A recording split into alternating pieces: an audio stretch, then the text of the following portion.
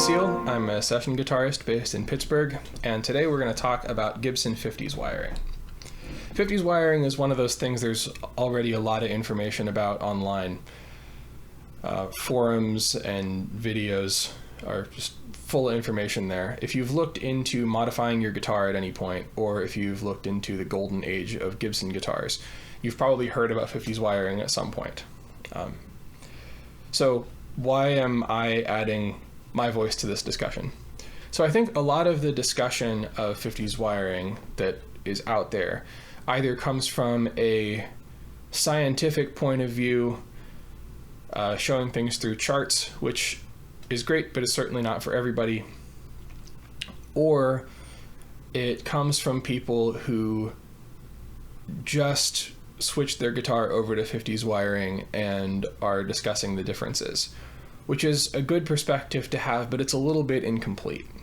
I don't think there's that much information from people who have been using 50s wiring for a while and really know their way around it. So this Gibson Les Paul Standard has been my main guitar for about 6 months now. And pretty much right when I got it, I converted it over to 50s wiring. And at this point, I feel like I know my way around it. I know what that wiring has to offer. So I wanted to pass that on to you. So more than discussing the differences in tone between 50s wiring and modern wiring and all the other options, I just want to go through this more from a workflow standpoint and show you what all the tones are that are available to you if you decide to go this route with your guitar, some of the joys and downfalls of it, and the way that everything works together. So we'll jump right in. If you're into this kind of nerdy content, feel free to like and subscribe. So let's get to it. I'm going to switch camera angle. All right, here we are. Here's my Les Paul. We're on the bridge pickup. We're going into Helix Native, and I'm going to play everything wide open. Here's the chord of rock and roll.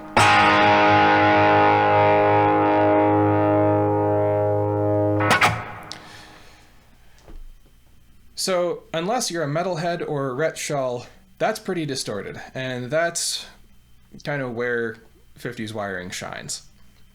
So most of the discussion about 50s wiring online tends to center around the treble content as you roll the volume control down. So with the volume control on 10, obviously there was plenty of treble there. Let's roll it down a little bit.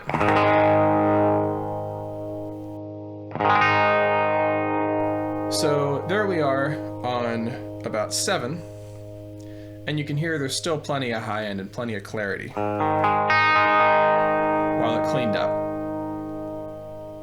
Let's take it down to 4.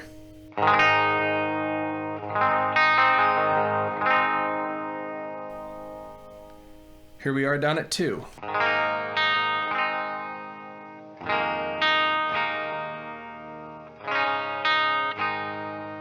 Back up to 10.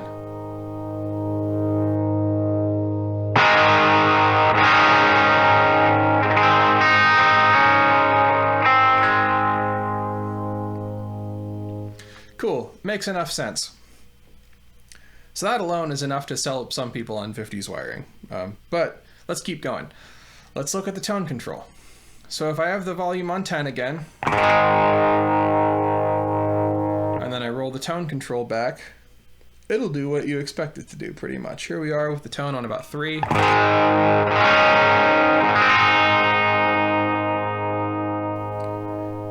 And let's keep going. There it is on 1.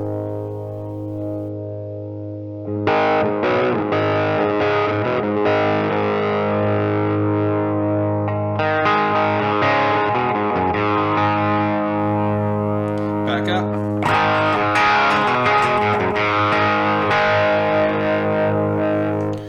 Okay, makes sense so far, pretty much behaves like a tone control.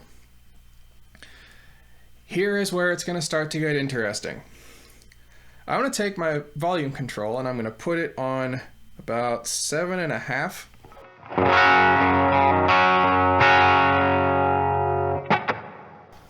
And then I'm going to start rolling the tone control back.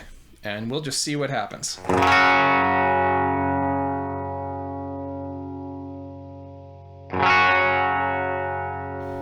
So I rolled the tone control back to 4, but listen to what happened.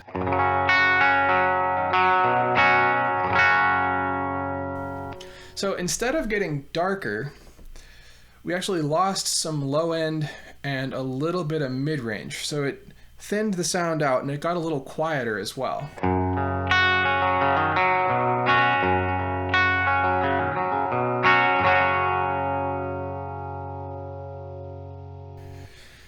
So if the volume is not on 10, the tone control suddenly starts to act in the opposite way that you would expect.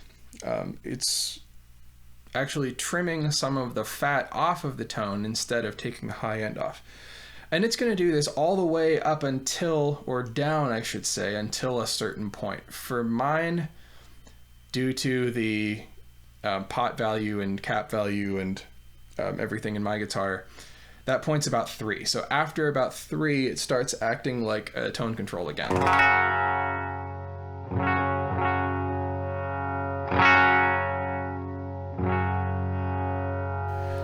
But once I get above 3, it's doing something new. So there it is on 10.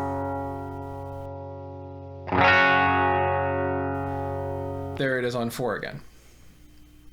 So what this means is that you can make the choice to, on some of your clean or clean-ish sounds, if they're sounding too fat with the tone control on 10, you can use the tone control to scoop some frequencies out of it and get almost into single coil territory.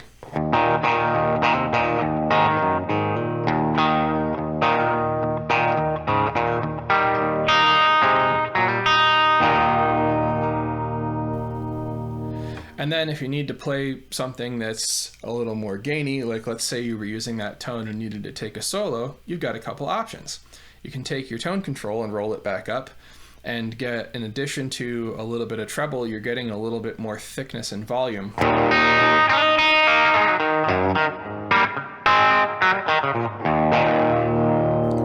Or if we back it off to 4 again, now as you roll your volume control up, you're going to start to get more volume, obviously, but then you're also turning the tone control back into a normal tone control, because as your volume starts to approach 10, the odd behavior of the tone control starts to go away. So now you're left with a loud, gainier, and a little bit darker lead sound.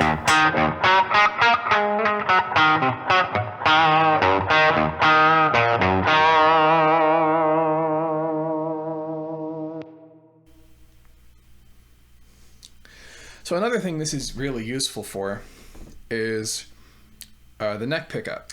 Neck pickups on Gibsons can be a little bit on the woofy side. So here we are, everything wide open.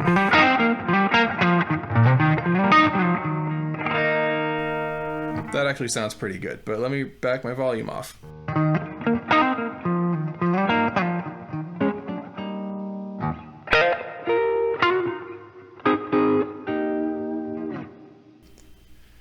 So let's say we want to thin that out a little bit.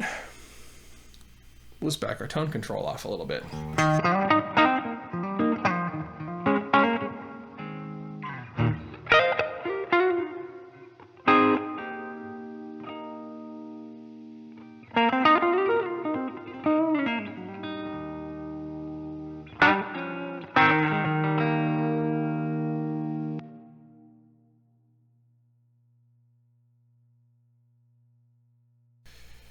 So it doesn't sound like a Strat, but it kind of gets you in that ballpark.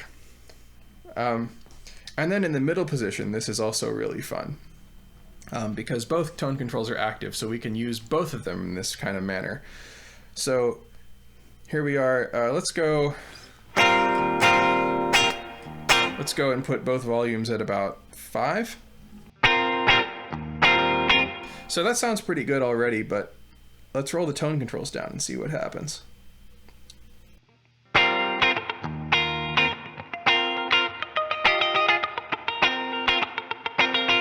If we don't want to be as extreme, we can just roll one of them down and leave the other one up. So that puts a little more of a point on it, but if we're looking for something really scratchy, we can bring them both down.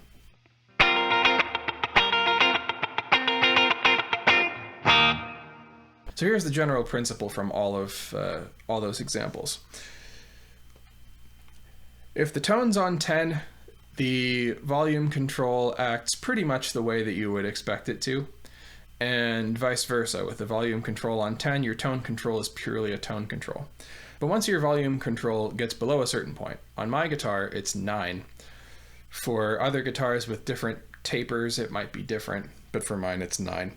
Whatever that point is, though, once your volume gets below that, your tone control begins to take off volume and mid-range and a little bit of low end as it comes down, until a certain point where it starts to act like a tone control again. It's not intuitive, but I've found it to be extremely useful, and I think it's a wiring I'll be sticking with for a while.